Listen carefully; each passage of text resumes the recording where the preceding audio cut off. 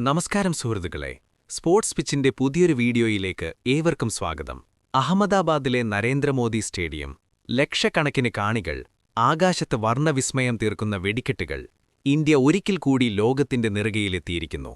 2026 T20 ലോകകപ്പ് കിരീടമുയർത്തി സൂര്യകുമാറും സംഘവും നിൽക്കുമ്പോൾ അവിടെ നടന്ന ഒരു നിമിഷം, അതൊരുപക്ഷേ ഈ കിരീടത്തേക്കാൾ വലിയൊരു ചരിത്രമായി മാറിക്കഴിഞ്ഞു.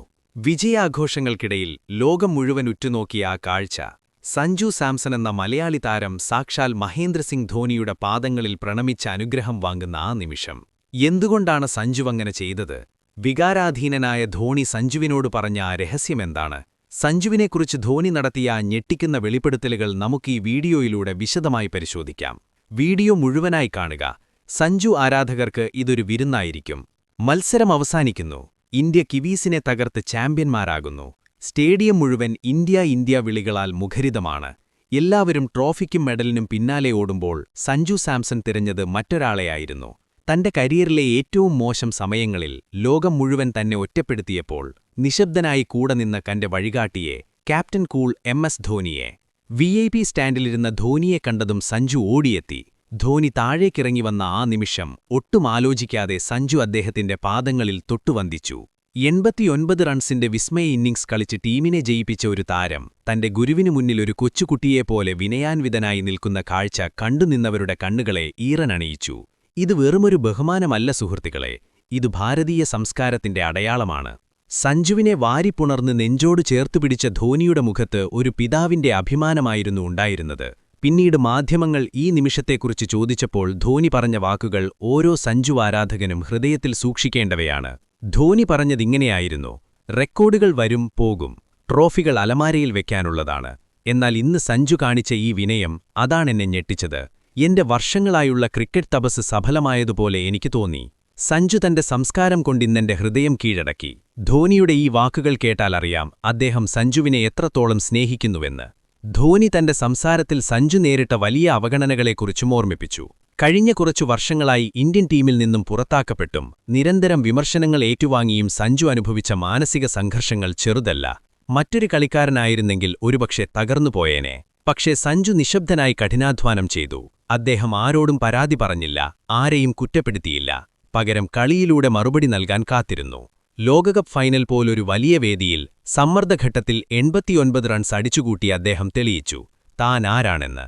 ധോണി പറഞ്ഞതുപോലെ സഞ്ജുവിന്റെ കണ്ണുകളിൽ ധോണിയുടെ തന്നെ യുവത്വത്തിന്റെ നിഴലുണ്ട്. ആ ഭയമില്ലാത്ത ബാറ്റിംഗും വിക്കറ്റിനു പിന്നിലെ പുലിയെപ്പോലെയുള്ള നീക്കങ്ങളും ധോണിയെ ഓർമ്മിപ്പിക്കുന്നു.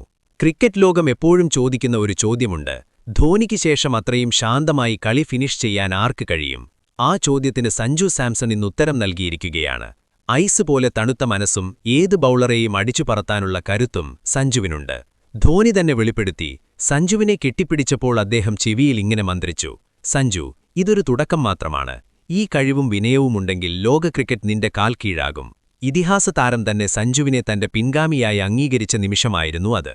സഞ്ജുവും ധോണിയും തമ്മിലുള്ള ഈ വൈകാരിക നിമിഷം കണ്ട ഇന്ത്യൻ ക്രിക്കറ്റിലെ മറ്റു രണ്ട് ഇതിഹാസങ്ങളായ വിരാട് കോഹ്ലിയും രോഹിത് ശർമ്മയും എഴുന്നേറ്റ് നിന്ന് കൈയടിച്ചു. സഞ്ജുവിന്റെ ബാറ്റിംഗ് മികവിനേക്കാളുപരി അദ്ദേഹത്തിന്റെ വ്യക്തിത്വത്തെയാണവർ അഭിനന്ദിച്ചത്. വലിയ മത്സരങ്ങളിൽ സഞ്ജു പുലർത്തുന്ന ആത്മവിശ്വാസം ടീമിനു വലിയ മുതൽക്കൂട്ടാണെന്ന് രോഹിത് ശർമ്മയും അഭിപ്രായപ്പെട്ടു.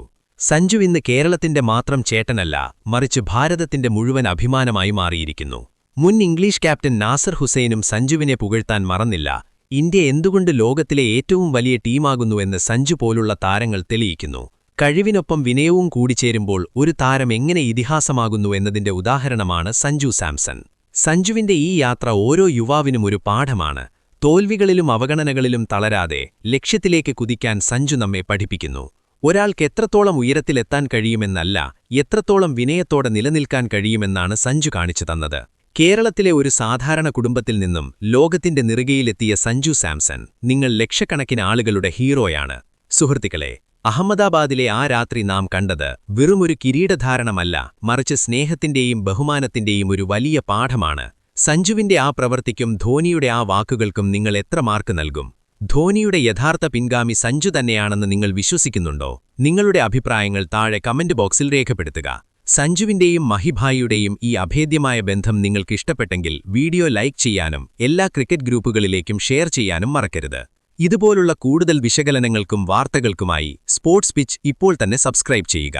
അടുത്ത വീഡിയോയുമായി വീണ്ടും കാണാം. നന്ദി.